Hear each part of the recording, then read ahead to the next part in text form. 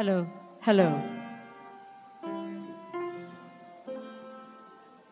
Mga kapatid, tayo po ay magpapasimula ng ating pong Vesper Worship Service. At salubungin natin ang ating pagsamba ngayong araw na ito, ngayong araw ng Sabat, sa pagitan po ng ating pag-aawitan, sama-samang pag-aawitan. Ano po? Ating pong awitin ng Praise to the Lord. Hymn number 1. Praise to the Lord, hymn number 1.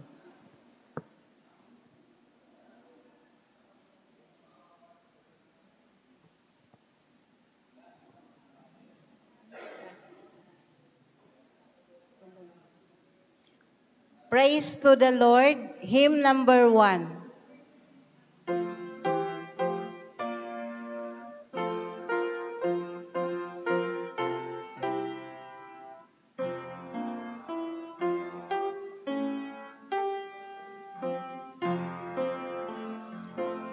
Sing.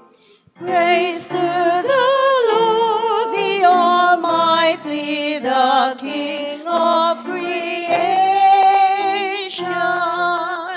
Oh, my soul, praise Him, for He is thy health and salvation. Oh, ye who hear, now to His temple draw near.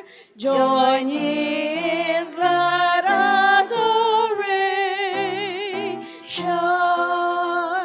Praise to the Lord, who o'er all things so wondrously reigneth.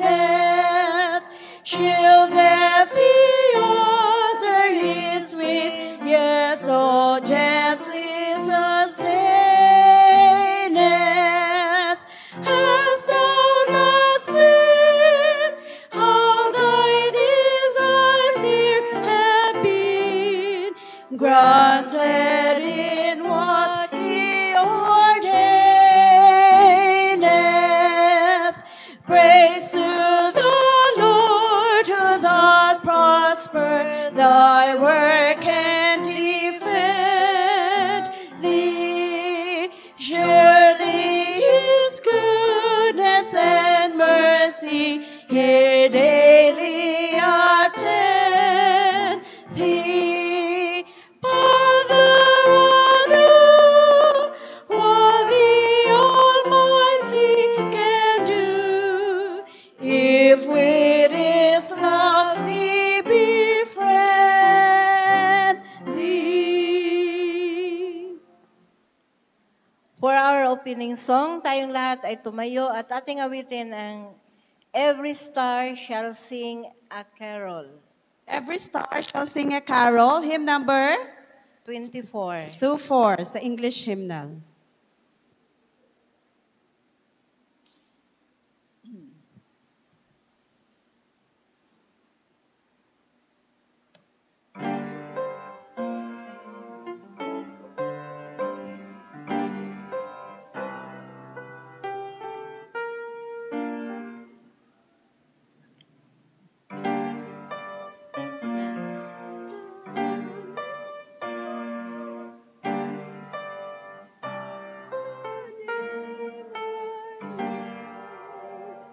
Every star shall sing a carol, every creature high or low. Come and praise the King of heaven by whatever name you know.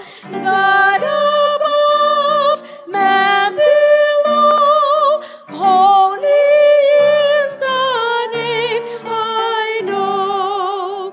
When the King of all creation had a cradle on the earth, holy was the human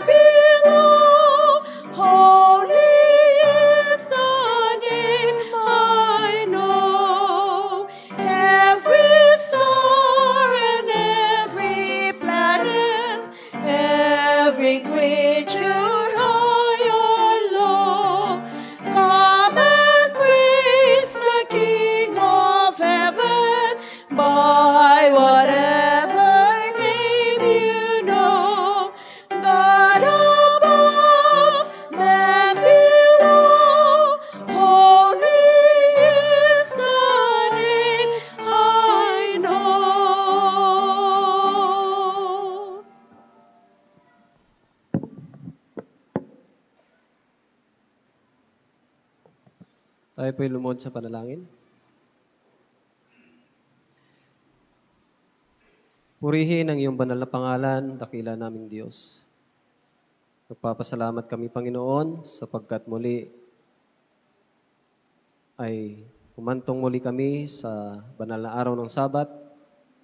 Patuloy naming tinatanaw, Panginoon, ang lahat po ninyong kabutihan na sa buong sanlinggo, naranasan namin ang iyong gabay at pag-iingat, gayon ding lahat ng inyong pagpapala. Panginoon, sa gabing ito, muli kaming lumalapit sa iyo upang hilingin, Panginoon,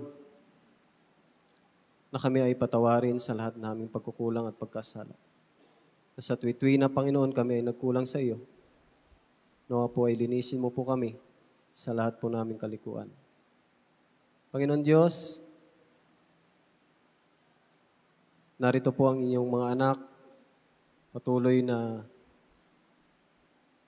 gusto naming maranasan, Panginoon, ang inyong pong banal na presensya sa gabing ito, upang lubos kaming maligayahan, magalak, habang kami ay nagpupuri at nagsumasamba sa iyong banal na pangalan.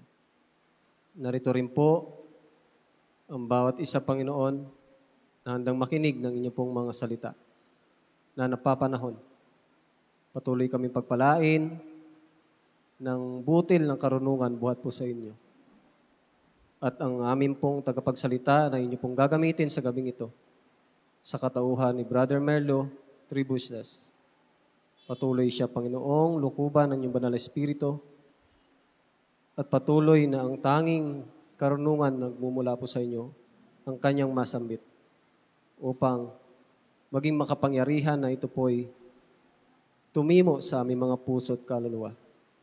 Patuloy din namin, Ama, hinihiling sa inyo ng aming mga kapatid na papunta pa lamang dito sa bahay-sambahan. Patuloy po silang gabayan at ingatan. Imukin sila, Panginoon, na sama-sama kami na magkaisa upang magpuri sa iyo ngayong gabi. Lalong higit sa kinabukasan, Panginoon. Salamat po, Panginoon, sa pagdinig sa aming dalangin. Ito pong lahat ay aming inihiling. Pinasasalamatan sa pangalan ng Panginoong Hesus. Amen.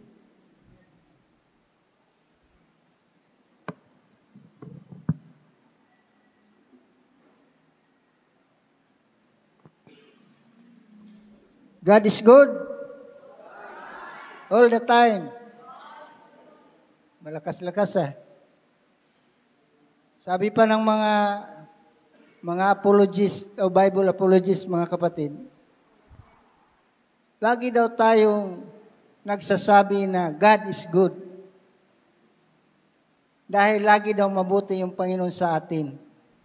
Pero hindi daw natin naisip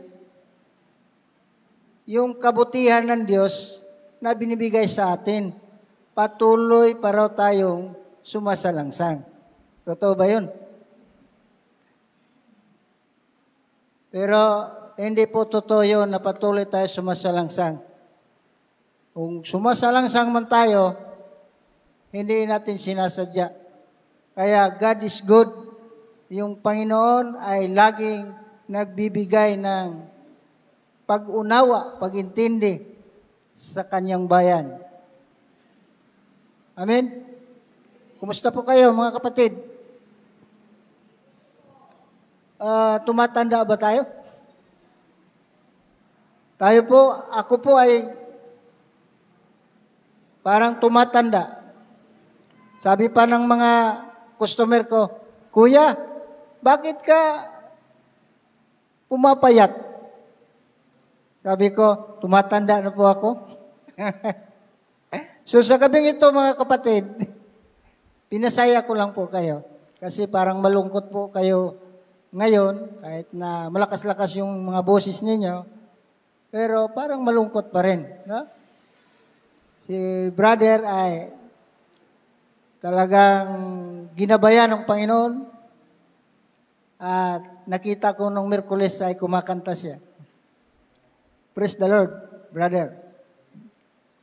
Kasama ka na sa Adventist Min. So ngayong gabi, mga kapatid, ay pagpapatuloy po natin yung ating pag-aaral sa last day event. Nasa chapter 4 na po tayo na tatalakayin ng ating kapatid na si Elder Merlo Trebosias. So, ang ating pong mga participant sa gabing ito ay nakikita po natin sa screen. Hindi ko na lang sasabihin. At bago po si Brother Merlo tatayo, ay makakarinig po tayo ng mga awitin na nanggagaling po sa Tramo Church, mga kabataan na iniimbitahan ni Sister Ruth Gallego. Ibigay ko na sa kanilang panahon. Happy Sabbath po muli.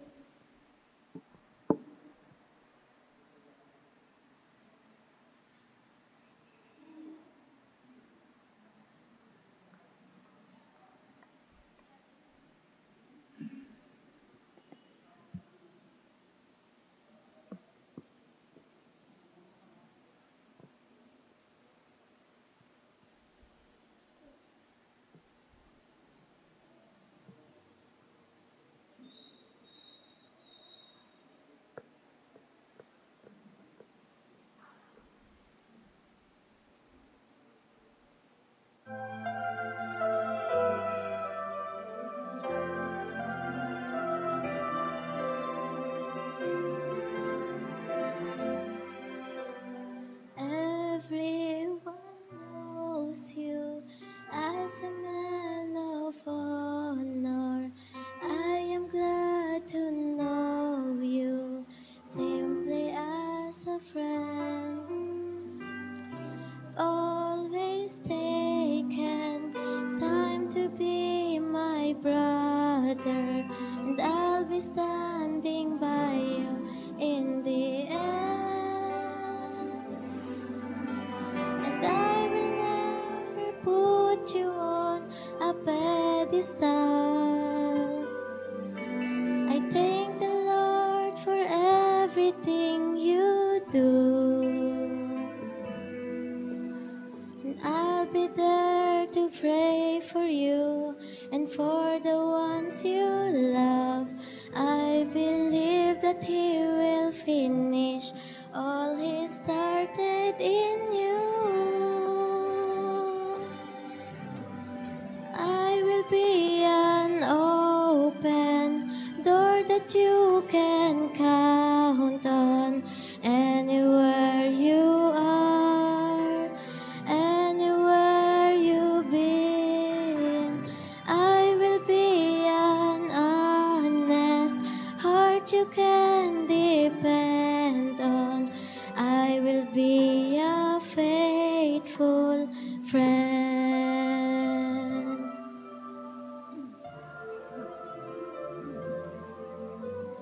I am one of many whose path has been made clear by the light you've carried faithfully as a warrior and a child.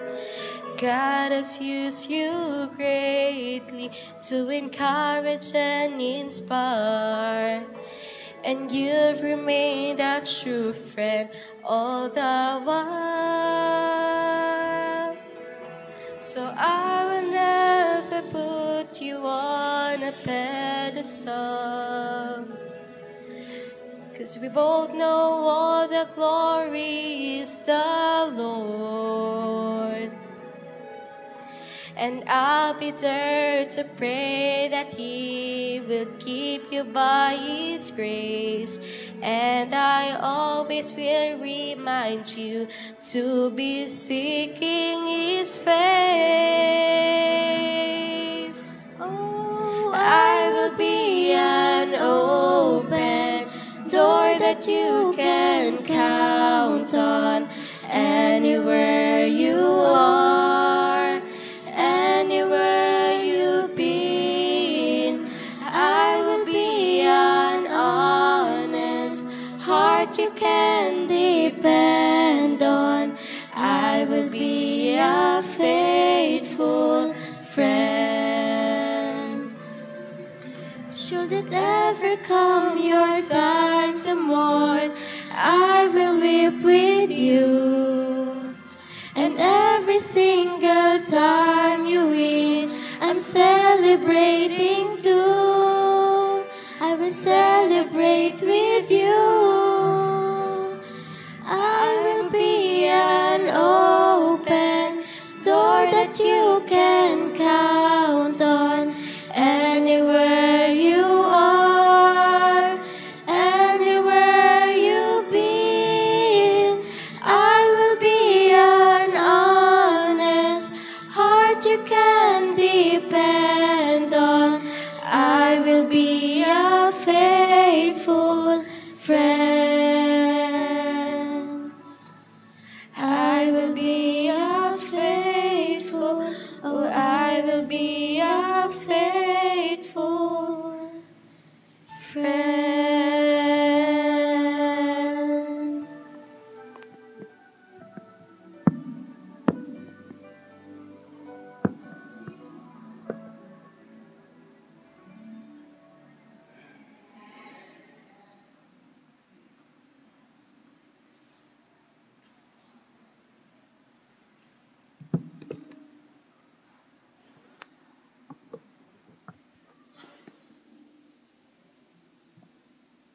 Happy Sabat mga kapatid. Isang malaking kagalakan na makapagsalita muli sa inyo at maswerte ako at may tayong import na mga singers. Hindi ko na nakilala, malalaki na sila, anak pala ni Sister Mel Pamatian yung isa, yung lalaki. Sila po ay galing Tramo. In-import ni Sister Roth para makasama tayo ngayong gabi. Happy Sabat po at kumusta kayo mga kapatid? Ayos naman kayo? Okay, ako ay ang boses ko, sabi nga nila ewan ko kung mapakinabangan pa ito ng may GLD. Papaos na po mga kapatid. Ang baga sa ano ay singaw na sa Bisaya pa. Okay? Kaya, tiyagaan nyo na lang mga kapatid sa tulong ng Banal na Espiritu ay ang ating pag-aaral ay magiging maayos. Ang ating pong aklat na pinag-aaralan ay mga pangyayari sa huling panahon. At ang aking pong tatalakayin ay ang chapter 4 ng aklat na ito ni Sister White na kanyang sinulat. Ang pamagat po ng chapter 4 ay Panghuling Panahon, Iglesia ng Diyos. Yan po ang pamagat. Ano ba yung mga Iglesia ng Diyos? Ano ba ang kanilang bayan? Ang sabi po rito, ang Iglesia ng Diyos ay tumutupad ng kanyang kautusan at may pananampalataya sa ating Panginoong Diyos. Ang sabi po dito, ang Diyos ay may iglesia sa lupa na nagtataas ng nayurakang kautusan at nagpapakilala sa sanlibutan sa kordero ng Diyos na nag-aalis ng mga kasalanan sa sanlibutan. Ang sabi po ni Sister White, may isang tanging iglesia sa sanlibutan sa panahong ito, ngayon na nakatayo na sa puwang at gumagawa ng bakod na nagtatayo ng mga dating tiwangwang na dako. Ang sabi po rito sa atin. At ang Diyos ay may namumukod na bayan, isang iglesia sa lupa. Ikalawa, sa wala, ngunit higit ay magaling sa lahat ng kanilang mga kakayahang magtuturo ng katotohanan. Alam niyo po, ang Iglesia Adventista del Séptimo Día, wala pong ibang denominasyon o grupo ng mga mananampalataya na nagtuturo sa kautusan ng ating Panginoon. Sino lang? Tayo lang mga kapatid. Tayo lang.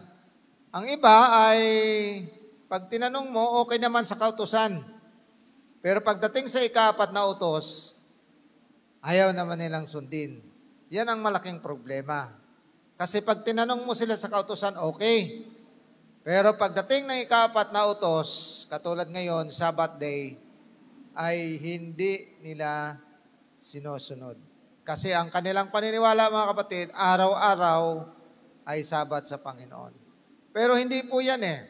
Kaya ang sabi po sa atin, sa huling kapanahonan, isang iglesia lamang ang magtatayo at bukod ang Iglesia Adventista del Septimo Dia. Amen? Kaya mapalad tayo, mga kapatid, sapagkat tayo ay siyang inatasan sa huling kapanahonan na magtatayo ng kanyang haligi ng kaligtasan. Kakaiba talaga tayo, mga kapatid. Kaya dito, makikita natin ang isa pang kakaiba sa iglesia ay taglay natin ang patutuo ni Jesus. Sabi rito, sa paglapit ng wakas na pagpapalawak ng gawain at pagbibigay ng huling babala sa sanlibutan, lalong nagiging mahalaga sa kanila ang tumanggap ng kasalukuyang katotohanan na nagkaroon ng malinaw na pagkaunawa at likas na impluensya sa mga patutuo sa paglalaan ng Diyos ay ikinabit sa gawain na pabalita ng ikatlong anghel. So tayo, kakaiba tayo. Tayo lamang ang nag-proclaim ng 3 angels message. Wala na rin pong iba dyan, mga kapatid. Kaya matindi ang ating gawain.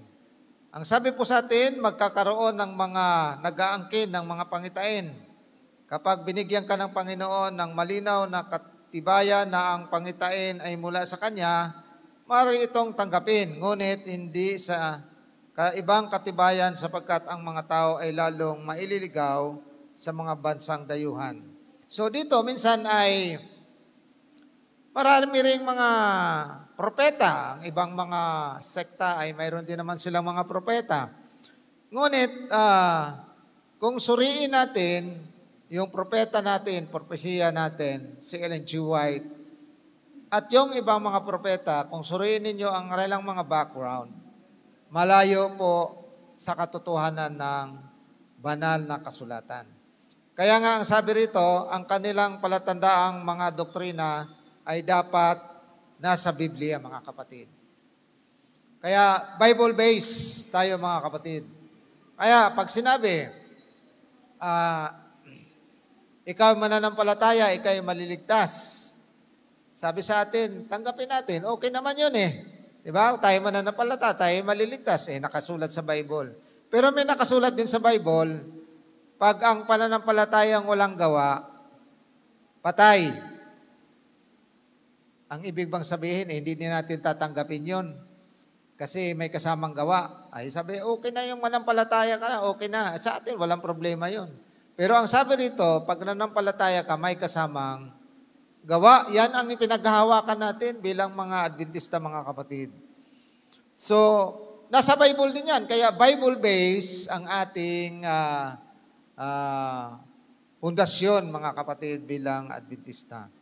Kaya ang sabi nga, noong pagdaan ng panahon noong 1844, ay panahon ng mga dakilang pangyayari na binubuksan at ating namamanghang paningin ang nagaganap sa paglilinis ng sanktuaryo sa langit.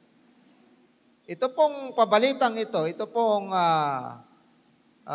ating pinaniniwalaan bilang mga Adventista na noong 1844. Ano yung matinding pangyayari, mga kapatid? Ang mga Kristiyano noong panahon na yan ay nalungkot sila. Diba? Ang alam natin, pininta na nila yung kanilang mga ari-arian, kanilang mga lupa, pinagkaloob na nila sa Panginoon, at ang akala nila ay darating na ang ikalawang pagparito ng ating Panginoon. Pero sila po ay nabigo noong panahon yon. Ano pala ang nangyari noong panahon noong 1844? Makikita natin, mga kapatid, na ito ay panahon ng paglilinis ng sanktuaryo. At dito ay, ang sabi nga, At kaugnay ng tiyakang kaugnayan sa bayan ng Diyos sa lupa, ang pabalitang una, ikalawa, ikatlong anghel at paglalahad ng bandilang may nakasulat, ang mga utos ng Diyos at ang pananampalataya ni Jesus. Isa sa mga palatandaan ng pabalitang ito na ang templo ng Diyos na nakita sa langit ng bayang nagmamahal ng katotohanan at ang kaban ng nilalaman ng utos ng Diyos, ang liwanag ng sabat ng ika-4 na utos ay nagbigay ng manining na tanglaw sa landas ng mga sumampalataya sa utos ng Diyos. So makita natin na doon sa paglilinis mga kapatid, ang kaban ay nakita natin na roon. At noong 1844 ay nangyari po yung bagay na yon.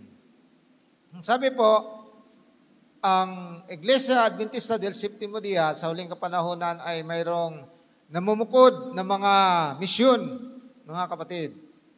Anong mga misyon yun? Ang sabi po rito, ginawa tayo ng Panginoon na lagakan ng kanyang kautusan. Ano ba yung ibang salita ng lagakan? Ibig sabihin ay, tayo yung pinaglalagyan ng ng kautusan, no? At itinalaga niya sa atin ang isang banal na walang hanggang katotohanan na ibahagi sa iba ang tapat na babala, sansala, at pampasigla.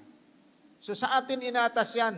Kaya nga bukod tangi at tayong Adventista ay siyang nagtuturo ng kautusan ng ating Panginoon.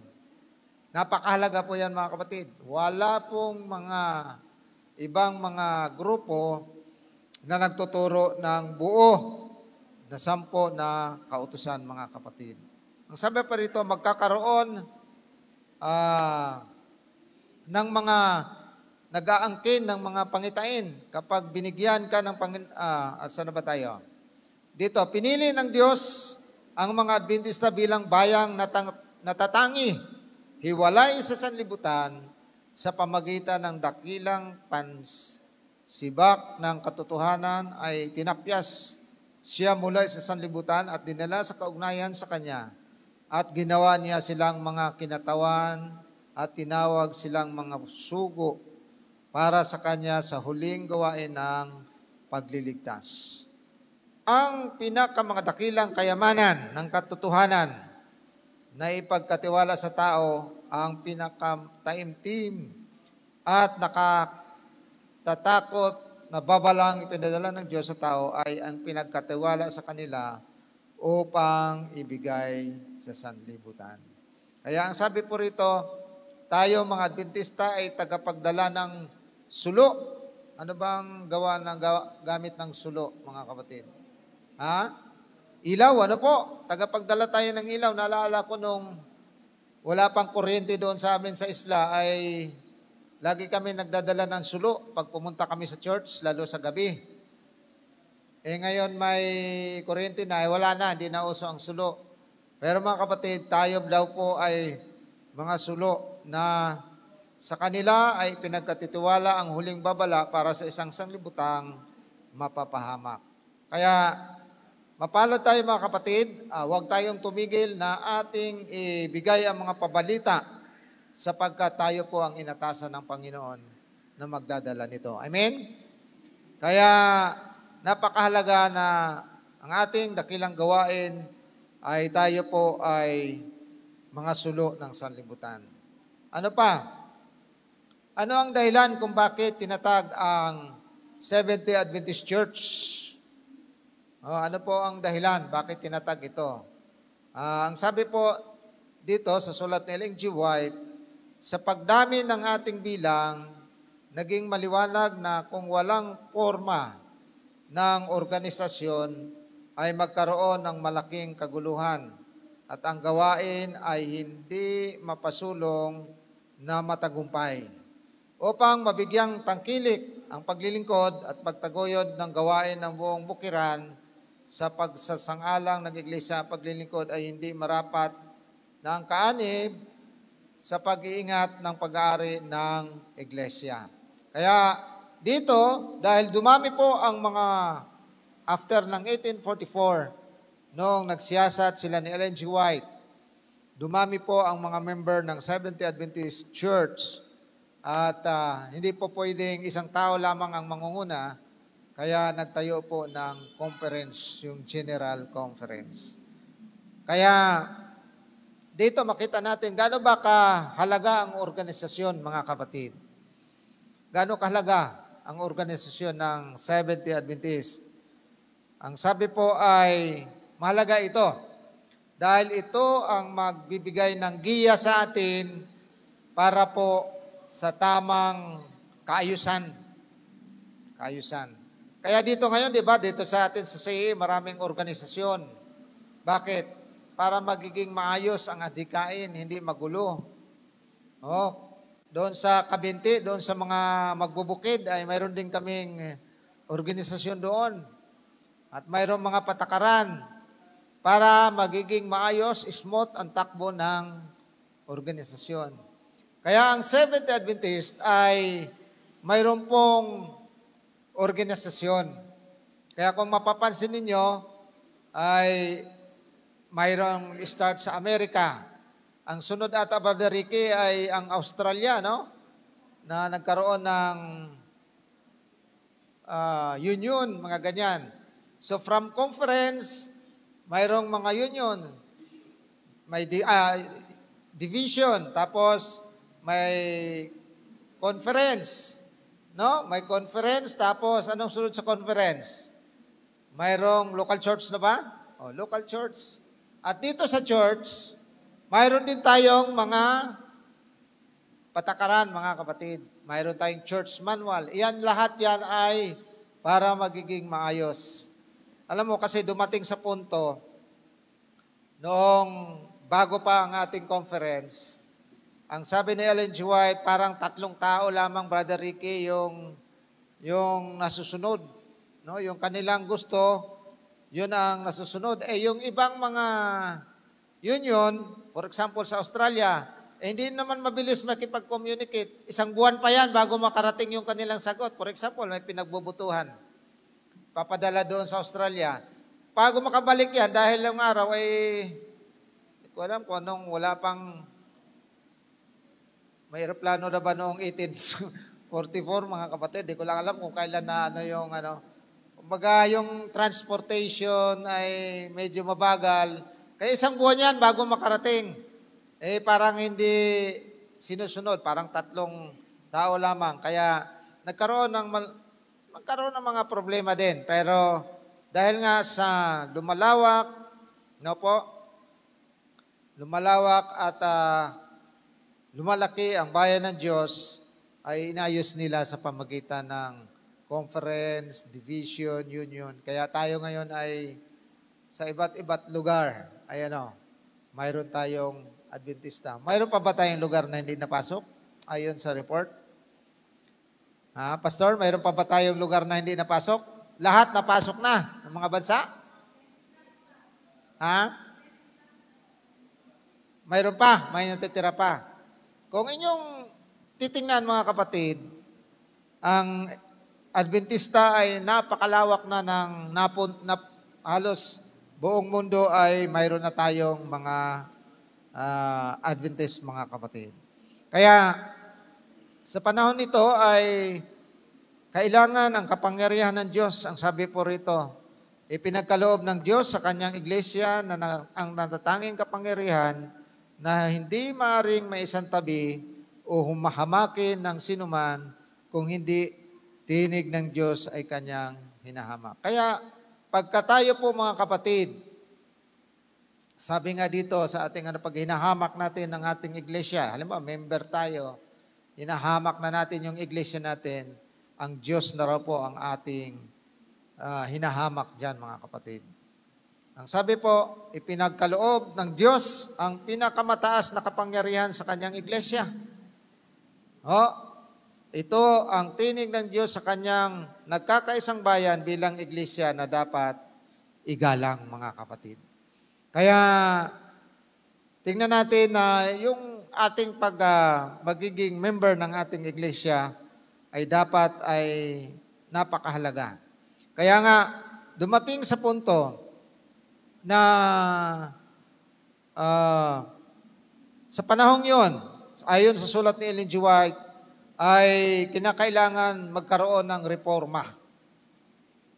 Kaya sa panahong yon ay dapat, ang sabi ni Ellen G. White, ay ang spiritual na reformation ay dapat ipadama sa mga miyembro sa iglesia. Hindi yung reforma, mga kapatid, na nag-reform ka, lalabas ka sa iglesia. Hindi po. Nag-reform ka sa loob ng iglesia. Amen? Yun yung pinakamaganda, yung nag-reform ka sa loob ng iglesia. Hindi yung nag-reform ka at ikaw ay lumabas sa iglesia. Kaya, dito po ang sabi nga, sa kanilang nagmamayabang na taglay ng liwanag, gayon pa man ay hindi lumalakad dito sa wika ni Kristo.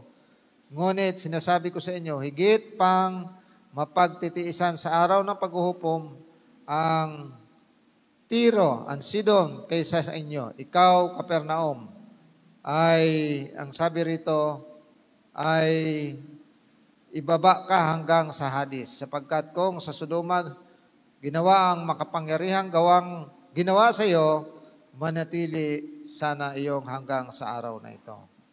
Ang iglesia ay ang sabi po rito, ang iglesia ay inabuso noong kapanahon ng yon. Abuso ng kapangyarihan mga nakaupo. Ang General Conference na rin ay pinasasama ng mga maling damdamin at simulain. At may mga nagsamantala sa mga nasa ilalim ng kanilang pangangasiwa.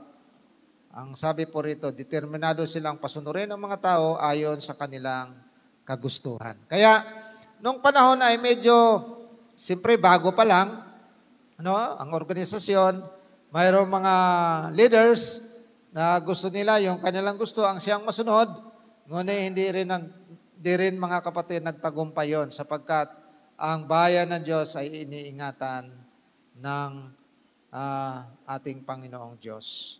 Ang sabi po rito, hindi pantas na pumili ng isang tao bilang Pangulo ng General Conference. Lumawak na ang gawain ng General Conference na may mga bagay na hindi kailangan naging komplikado. May nahayag na pangangailangan ng pagkaunawa, dapat mahati ang bukiran o iba pang mga panukala ang dapat gawin upang mabago ang kasalukuyang kaayusan ng mga bagay. Kaya nga mga kapatid, kung yung pansinin, every 3 years ba, Pastor? Mayroon tayong General Conference sessions. 3 years ba yun o 5 years? 5 years, every 5 years na ngayon. So, every 5 years, mayroong General Conference session. Buong mundo po yun, mga kapatid. Dito sa Pilipinas, may mga delegado tayo. No? Bawat union, conference, division. No? May mga delegado tayo pupunta, for example, sa Texas. Pupunta lahat yan sa Texas at doon nagpupulong kung ano ang mga reforma ng mga ayusan, ng mga batas, paano ang reforma ng mga leaders, mga kapatid, pinupulido yan. Kaya makita natin ang ating iglesia ay napakatatag sa organisasyon.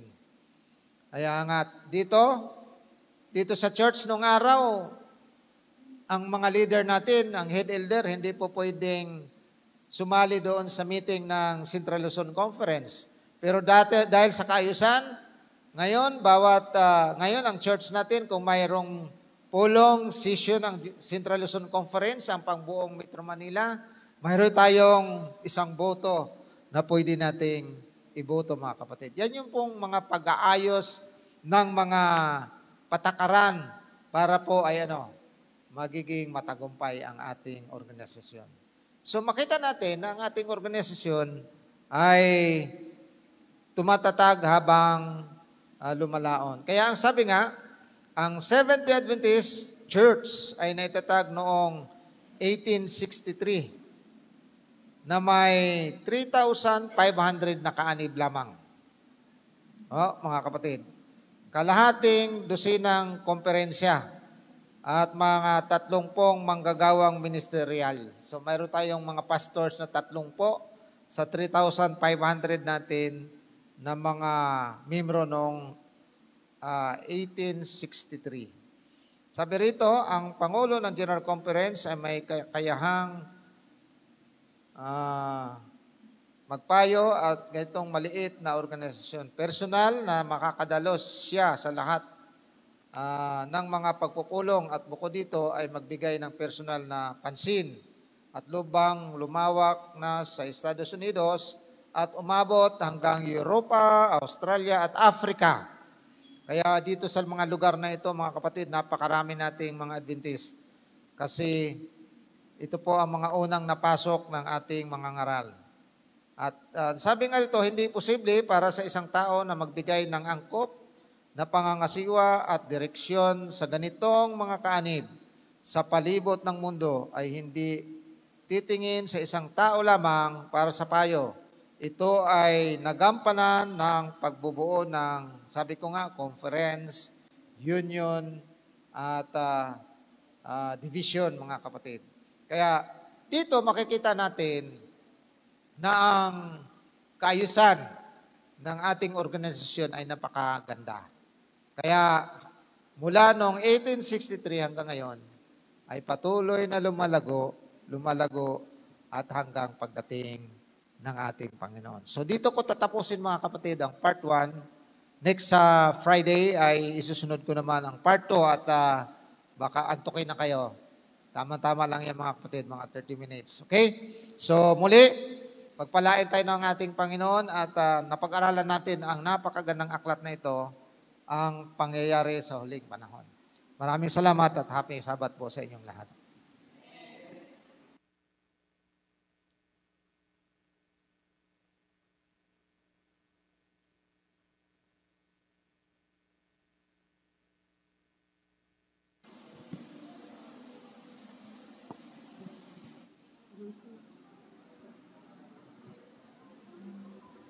Bilang tugon sa mensahe nating narinig, tayong lahat ay tumayo at ating awitin ang Open My Eyes That I May See.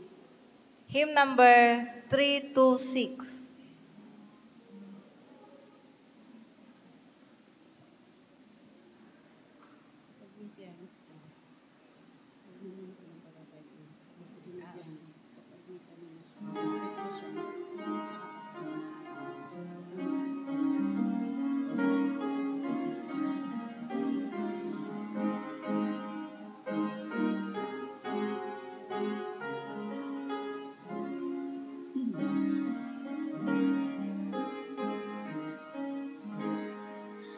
Open my eyes that I may see glimpses of truth thou hast for me.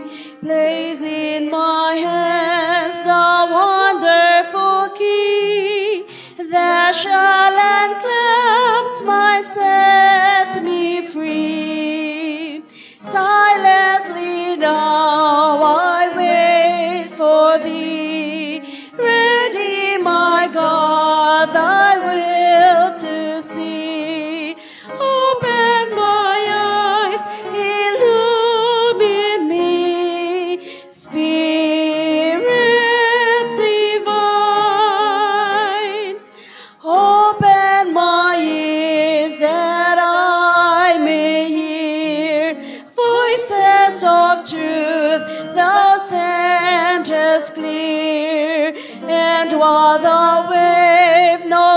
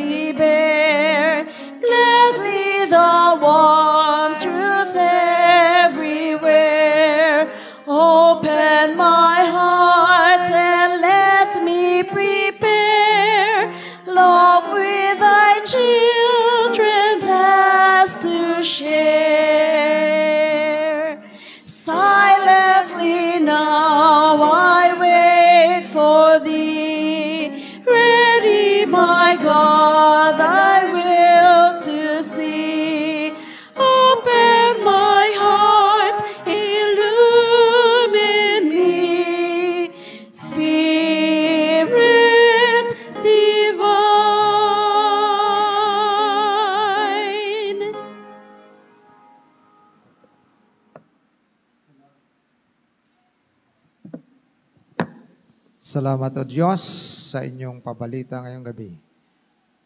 Salamat sa inyong gabay ng inyong banal na Espiritu na ang inyong mga anak ay patuloy nagtitiwala na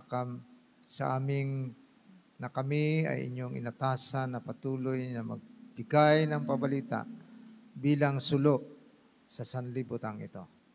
Sa aming paghihiwalay, ingatan kami makarating sa aming mga tahanan, ligtas sa anumang mga kapahamakan. At ang biyaya ng Diyos ang inyong pagkaloob sa gabing ito, sa pangalan ng Panginoong Hesus. Amen.